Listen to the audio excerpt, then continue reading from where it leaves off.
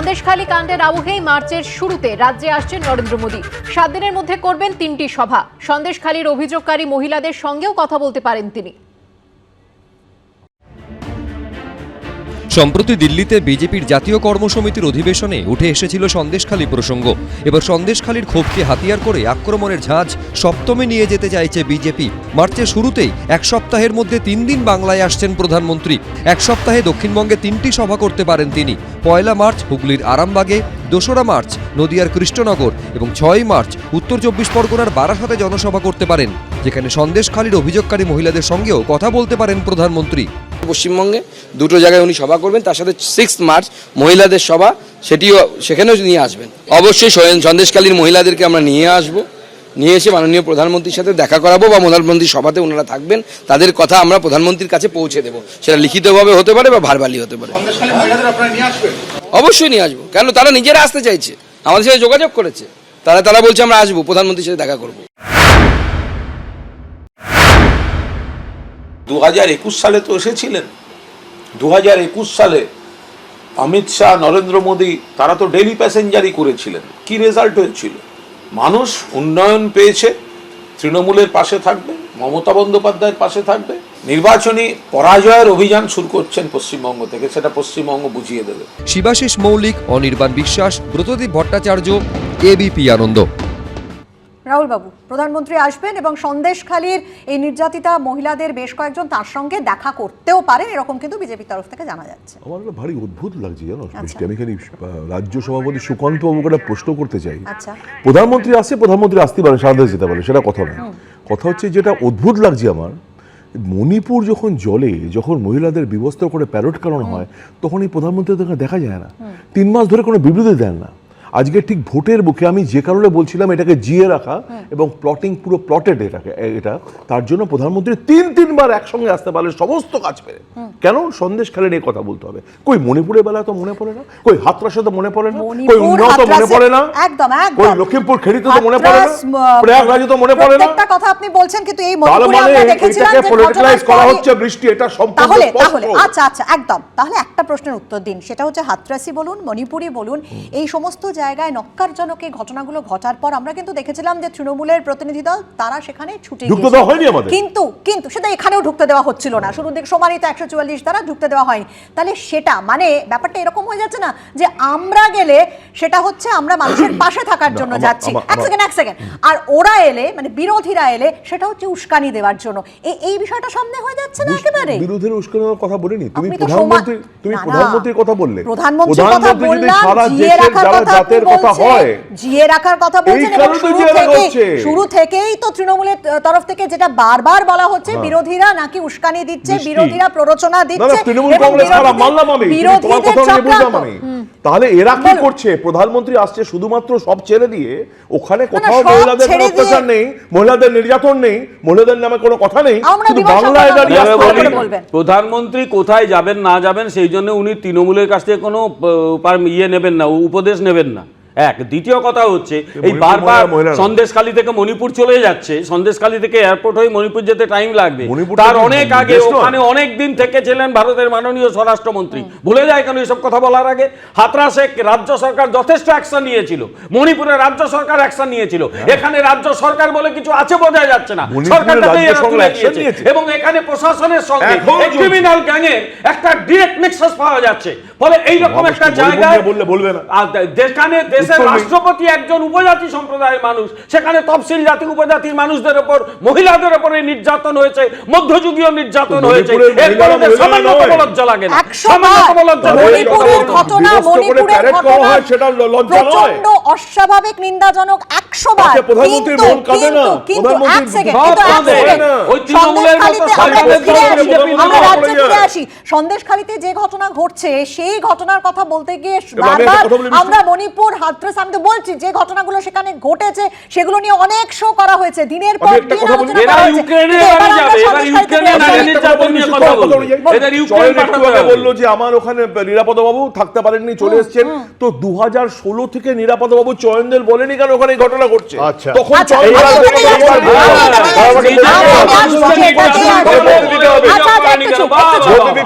মনে হয় যে রেপের ভিডিও আছে, কি চমৎকার কথা। চয়নবাবুর কাছে আসছি। চয়নবাবু, বারবার এই অভিযোগটা বিরোধীদের দিকে উঠছে যে তখন এই বিকাশ সিংহ কোথায় ছিলেন, তখন নিরাপদ সর্দার কোথায় ছিলেন, যদি এত বছর ধরে এই রকম নির্যাতন এবং এই রকম অ্যানার্কি ওখানে চলতে থাকে, ওনারা কেন মুখ খোলেনি? কিন্তু চয়নবাবু, এটাও আমরা দেখলাম যে যখন নিরাপদ সর্দার মুখ খুললেন তখন কিন্তু তাকে জেলে ভরা হলো। এটাও কিন্তু সে লোকসভার আগে ঘটনা যখন সামনে এলো, যখন হই হই করে মানুষ পথে নামলো, সেই সময় আমরা দেখলাম যে নিরাপদ সর্দারের বিরুদ্ধে কি অভিযোগ দেওয়া হলো, যে মানুষকে একত্রিত করা হচ্ছে। অর্থাৎ নিরাপদ সর্দার যখন মুখ খুললেন তখন তো তাকে জেলে ভরা হলো। এখানে বলি 2013 সালের 8ই মার্চ থেকে 22শে মার্চ বাজেট অধিবেশন ছিল।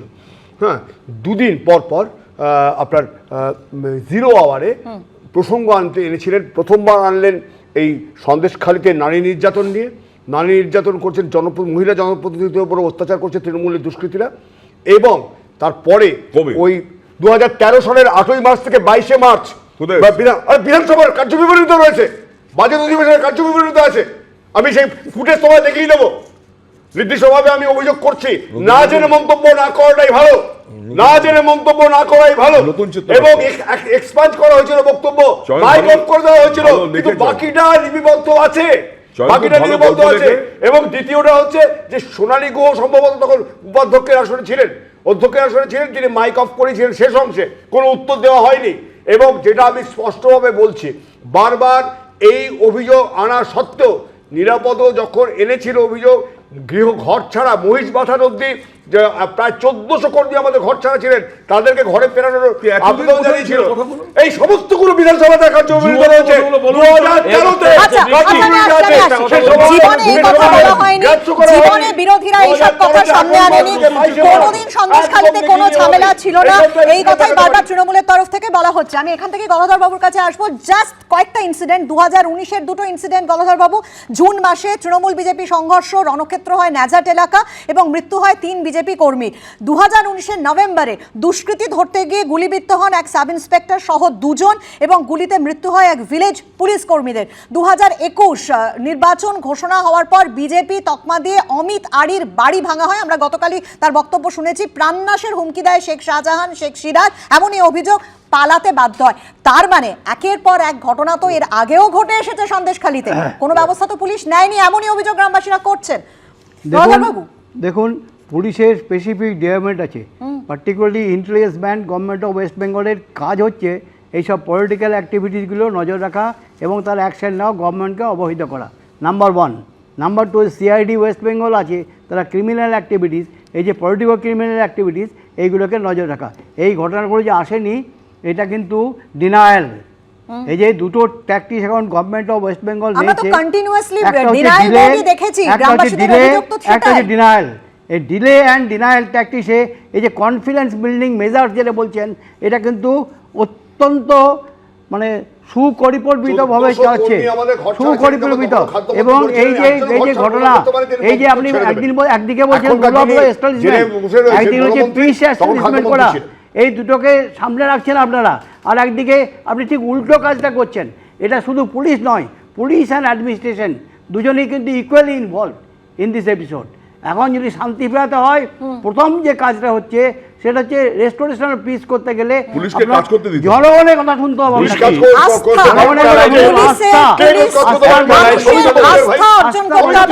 এটা সবথেকে বড় কথা। সন্দেশখালী যাওয়ার পথে আমরা দেখলাম যে গতকালও আটকানো হয় বিজেপি সাংসদ লকেট চট্টোপাধ্যায়কে, অর্থাৎ বিজেপির মহিলা প্রতিনিধি দল যাওয়ার কথা ছিল তাদের আটকানো হয় এবং ধামাখালিতে বাধা দেওয়া হয় মহিলা মোর্চার সভানেত্রী ফাল্গুনী পাত্রদের। এ নিয়ে পাল্টা মুখ খুলেছে তৃণমূল। শুক্রবার সন্দেশখালী যাওয়ার পথে বিজেপির মহিলা প্রতিনিধি দলকে 52 কিলোমিটার দূরে নিউ টাউনের ভোজের হাটেই আটকে দেয় পুলিশ। ম্যাম, আপনি কাগজ চেয়েছেন, ম্যাম আপনাকে কাগজ দেওয়া হয়েছে। সন্দেশখালীতে 140 করে আছে, সরকারি সন্দেশখালীতে 140 করে আছে, সন্দেশখালীতে 140 করে আছে। নিউ টাউনে কেন আমাদেরকে পুলিশ আটকালো? এবার কি করবে? সন্দেশখালী যাওয়ার কথা বিজেপির মহিলা প্রতিনিধি দলের, এবং সেজন্য সায়েন্স সিটি এলাকায় যেখানে 12ই ফেব্রুয়ারি আটকে দেওয়া হয়েছিল বিজেপি বিধায়কদের, সেই এলাকাতেই কিন্তু গার্ডরেল দিয়ে এবং পুলিশের বাহিনী মোতায়েন রেখে তাদের বাধা দেওয়ার পরিকল্পনা ছিল পুলিশের। সেই কারণেই হঠাৎই রুট বদল করলেন বিজেপির মহিলা প্রতিনিধি দলের সদস্যরা। এবং যেমনটা জানা যাচ্ছে তাদের নিউ টাউন দিয়ে ভোজের হাট হয়ে তারা যাচ্ছেন ধামাখালির পথে। আপনারা যেটা করছেন অসাংবিধানিক কাজ করছেন আপনারা চাইছেন আমরা বাড়ি থেকেই না বেরোই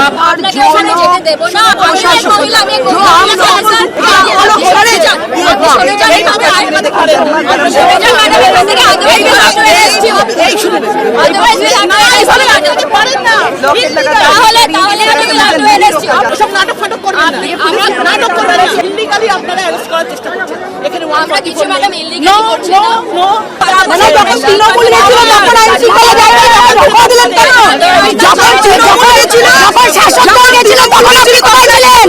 পুলিশ যখন লকেট চট্টোপাধ্যায়কে নিয়ে ব্যস্ত তখন পুলিশের চোখের আড়ালে মহিলা মোর্চার সভানেত্রী ফাল্গুনী পাত্র সহ কয়েকজন সন্দেশখালির উদ্দেশ্যে রওনা হন। ধামাখালি পৌঁছতেই তাদের ফের বাধা দেয় পুলিশ। মমতা ব্যানার্জির আশীর্বাদে আছে, আর যারা আওয়াজ তুলছে সাংবাদিক থেকে বিচারপতি থেকে মহিলা থেকে শিশু থেকে প্রত্যেকেই পশ্চিমবঙ্গে আক্রান্ত। এই হচ্ছে পশ্চিমবঙ্গের স্থিতি। আর আমরা বলছি 4 জন যাব, তাহলে কেন আমাদের যেতে দেবে না? আমরা তো খালি হাতে যাব। লকেট চট্টোপাধ্যায় হুগলির সাংসদ, তাকে হুগলির মানুষই পোস্টার পরে সাংসদ কোথায়, তাকে দেখা যায় না, তিনি রাজ্যের বাইরে ঘুরে বেড়ান। তিনি গেছেন সন্দেশখালি। কোথায় ছিলেন লকেট?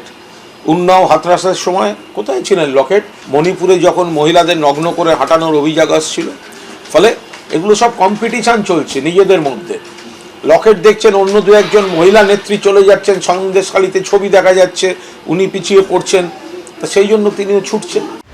ধামাখালি থেকে সন্দেশখালির দিকে আর এগোতে না পেরে বেড়মজুর 1 নম্বর পঞ্চায়েতের উদ্দেশ্যে রওনা হন ফাল্গুনী পাত্ররা। এদিনই সন্দেশখালিতে যান জাতীয় মানবাধিকার কমিশনের প্রতিনিধি দল শিবাশিস মৌলিক, অনির্বাণ বিশ্বাস, ব্রতদীপ ভট্টাচার্য, এবিপি আনন্দ।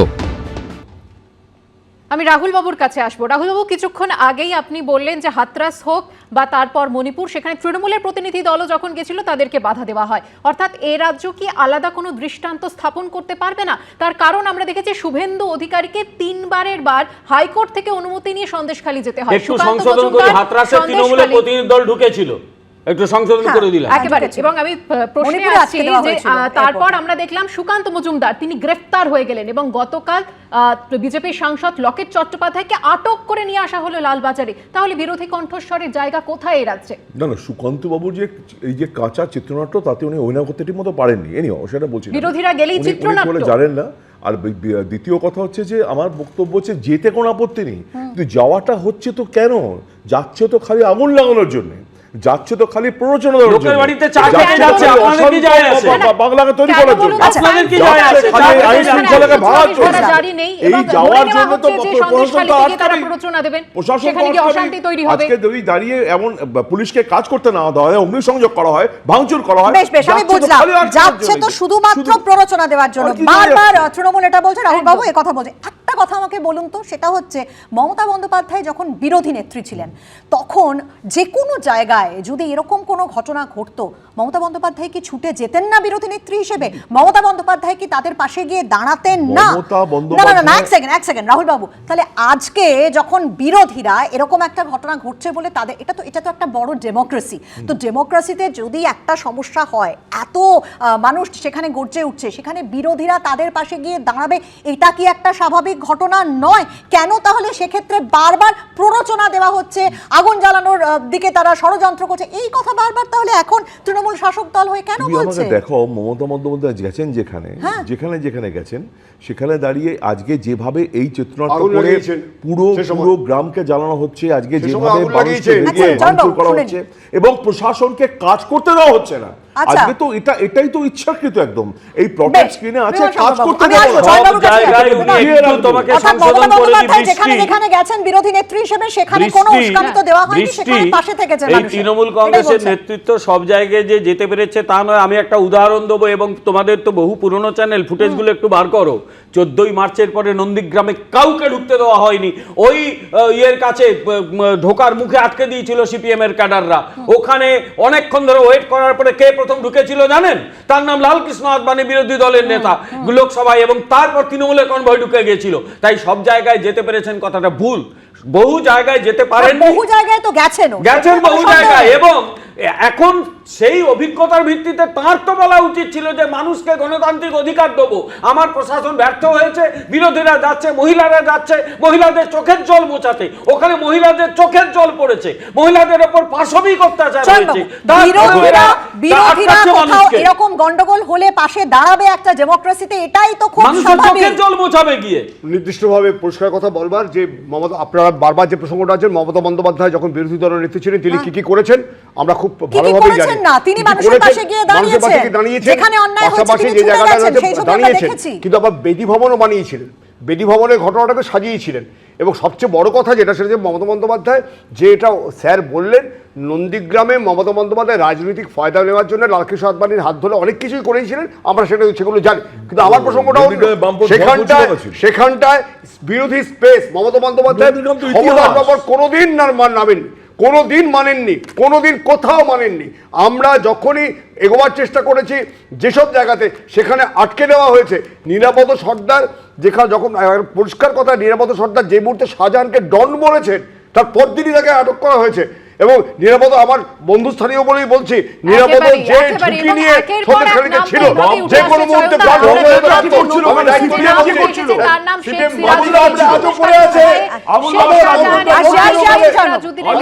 দাদার মতোই জমি দখল করে ভেড়ি তৈরি, চাষের জমি দখল, এমন একাধিক অভিযোগ রয়েছে। এবার এই সিরাজের ভেড়িতে ভাঙচুর জ্বলল আগুন, দফায় দফায় পুলিশের সঙ্গে তর্কে জড়ালেন গ্রামবাসীরা। আমাদের ঘর টাকা পয়সা নিয়েছে ঘর দেবে বলে, তাও দেয়নি, সব টাকা পয়সা খেয়েছে। ওই ডাক্তারের কোথায় উঠবো? সব সিরাজ ডাক্তারের কোথায় উঠবো? একটা বিচার চাইতে গেলে টাকা চায়। শেখ শাহজাহানের পর সন্দেশখালীতে অভিযোগের নিশানায় এবার নতুন নাম সিরাজ ওরফে শেখ সিরাজউদ্দিন। শেখ শাহজাহানের ভাই, দাদার মতো ভাইও কীর্তিমান। গ্রামবাসীদের অভিযোগ, বেড়মজুর 1 ও 2 নম্বর গ্রাম পঞ্চায়েত জুড়ে শেখ সিরাজ রাজ। দাদার মতোই ভাইয়ের অত্যাচারের তালিকাও দীর্ঘ। আমাদের এই জায়গাগুলো জোর করে লুটপাট করে খাচ্ছে, একদম কাউকে আসতে দেয় না, কোনো কথা বলতে দেয়। সিরাজউদ্দিন, হ্যাঁ, এবার গেলে ওখানে গিয়ে জানাতে গেলে, এখানে কেউ বলে ওখানে জানাও, ওখানে জানাতে গেলে বলে এই অন্য কোনো কালে যাবি না, তোরা বিজেপির মিটিং এ গেছিস, এ করেছিস সে করেছিস। যদি এরপরে আগে তো বলেছি বদলা নয় বদল চাই, এবার বদলাও হবে, বদলও হবে। কে বলেছে? সিরাজউদ্দিন। কবে হয়েছে এটা? আগে, এইসব আগে গেছে, কিছুদিন আগে। আপনারা পুলিশের কাছে যান? হ্যাঁ, পুলিশের কাছে গেলে তো ডায়েরি ফাইরি কিছু নেয় না, বলে দাদাদের লিখিত নিয়ে আসতে হবে, না হলে নেবে না। এখন আপনারা কি চাইছেন? এখন চাইছি তো আমাদের জায়গাগুলো আমরা ফেরত চাইছি, ব্যাস, আর কিছু না। সন্দেশখালীতে তো প্রশাসনের তরফ থেকে ক্যাম্প করা হয়েছে যাদের যাদের অভিযোগ আছে জানানোর জন্য। কালকে ডিআইজি এসেও বলে গেছিলেন যে পুলিশের কাছে জানাতে। আপনারা কোনো অভিযোগ এখন কি জানাবেন? এখন জানাবো, জানালে কি হবে? কিছু হয় না, জানিয়ে কিছু হয় না। এর আগেও অনেকবার জানিয়েছি, অনেক। পুলিশের উপর আস্থা নেই? না, পুলিশের উপর কোনো আস্থা নেই, পুলিশ তো ওদের এই লোক। দফায় দফায় পুলিশের সঙ্গে তর্কে জড়ান গ্রামবাসীরা। পুলিশ অফিসাররা বলছে যে আপনি শান্ত পরিবেশে কথা বলবো। আমরা সন্দেশখালী গিয়ে তো শান্ত পরিবেশে কথা বলছিলাম, এখন কেন পুলিশ কোনো কেস করেনি? আমাদেরকে বলে শেখ শাহজাহানের কাছে চলে যাও, সিরাজউদ্দিনের কাছে চলে যাও।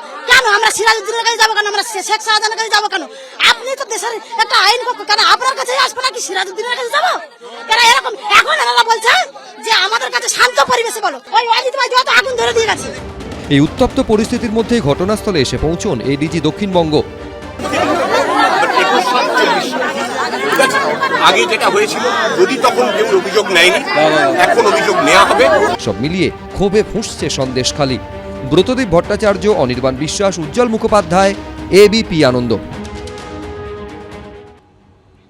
গদাধর বাবু, শাসক দল যতই বলুক যে বিরোধীরা সেখানে বারবার গিয়ে পুরো চিত্রনাট্য তৈরি করছে, উস্কানি দেওয়া হচ্ছে, ষড়যন্ত্র করা হচ্ছে, কিন্তু এটা ঠিক যে আমরা এক একটা করে দিন পেরোচ্ছে আর নতুন নতুন মানুষের নাম কিন্তু উঠে আসছে।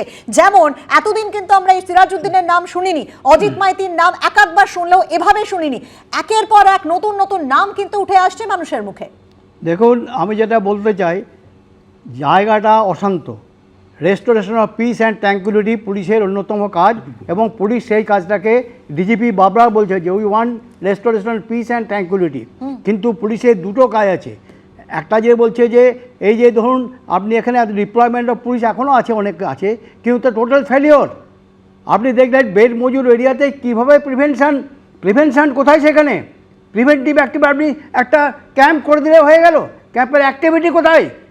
এতগুলো লোক যে জমায়েত হলো, আগুন লাগালো, খবর আছে পুলিশের কাছে। রাহুল বাবু যেটা বলছেন, এক পুলিশকে নম্বর, নাকি কাজ করতে দেওয়া এক হচ্ছে না। নম্বর, গণধর বাবু এই বিষয়ে আপনি এক কি নম্বর। বলবেন? দু পুলিশকে নম্বর কাজ যেটা করতে দেওয়া হচ্ছে না, দু নাকি? নম্বর হচ্ছে যে এই যে কাদা ছড়াছড়ি, বিভিন্ন পলিটিক্যাল পার্টির মধ্যে কাদা ছড়াছড়ি, ওকে একে ওকে, এটা কিন্তু যখনই কোনো জায়গায় এইসব উপদ্রুত এলাকায় কিন্তু এটার কাম্য নয়, এটা একটা সমন্বয় দরকার হয়। থার্ড হচ্ছে, আজকে আমি সবথেকে হ্যাটস অফ করি মিডিয়াকে, কারণ মিডিয়া আছে বলেই লোকের সামনে পেন পিকচার এসে যাচ্ছে, ডকুমেন্টারি এভিডেন্স এসে যাচ্ছে, সেটাকে ডিনাই করা সম্ভব হয় না। যদিও এরা ডিলে অ্যান্ড ডিনায়াল এই প্র্যাকটিসটা করে একেবারে মানুষের মধ্যে আস্থা ফেরানো, যে আস্থা বহু বছর ধরে তারা হারিয়েছে, প্রশাসন পুলিশ হারিয়েছে, মানুষের বক্তব্য আমরা শুনছি, বারবার সেই অভিযোগ তারা করছেন, পুলিশ কিছু করেনি, পুলিশ আমাদের পাশে দাঁড়ায়নি। একের পর এক নতুন অভিযোগ সামনে আসছে সন্দেশখালীতে। আর এই প্রেক্ষাপটে শুক্রবার সন্দেশখালীতে গিয়ে রাজ্য পুলিশের ডিজি বললেন, ভুল ছিল মানছি তো, পাশাপাশি আইনের শাসন প্রতিষ্ঠার কথাও শোনা যায় তার মুখে। যদিও বিরোধীরা বলছে সন্দেশখালীতে অশান্তি তো নতুন নয়, তাহলে এতদিনেও সেখানে আইনের শাসন প্রতিষ্ঠা করা গেল না কেন? দিন, সপ্তাহ, মাস পেরিয়ে যাচ্ছে, কিন্তু সন্দেশখালীতে ক্ষোভের আগুন নিভছে না, বরং তার আঁচ আরও বাড়ছে। তৃণমূল নেতা শেখ শাহজাহান ও তার ভাই সিরাজউদ্দিনের বিরুদ্ধে সামনে আসছে নতুন নতুন অভিযোগ।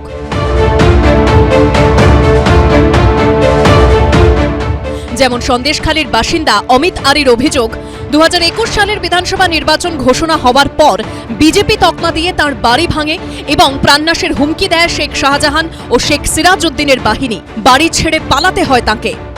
আমাকে বিজেপির তকমা লাগিয়ে আমার ঘরদোর ভেঙে দিয়ে, এই অজিত মাইতি বলে আমাদের এখানে অঞ্চল সেক্রেটারি, বুথ সভাপতি তাপসারী, এদের চক্রান্তে আজকের আমাকে ঘরছাড়া হতে হয়েছে। এরা হচ্ছে টিএমসি পার্টির মাথা। এদের মাথা শাহজাহান ভাই, সিরাজ ভাই, এরা। সন্দেশখালীর বাসিন্দার একের পর এক অভিযোগ করছেন, অন্যদিকে ভুল স্বীকার করলেন রাজ্য পুলিশের ডিজি। গলত আছে আমাদেরও, আমরা ভুল মানছি তো, এটা আমরা we will establish rule of law.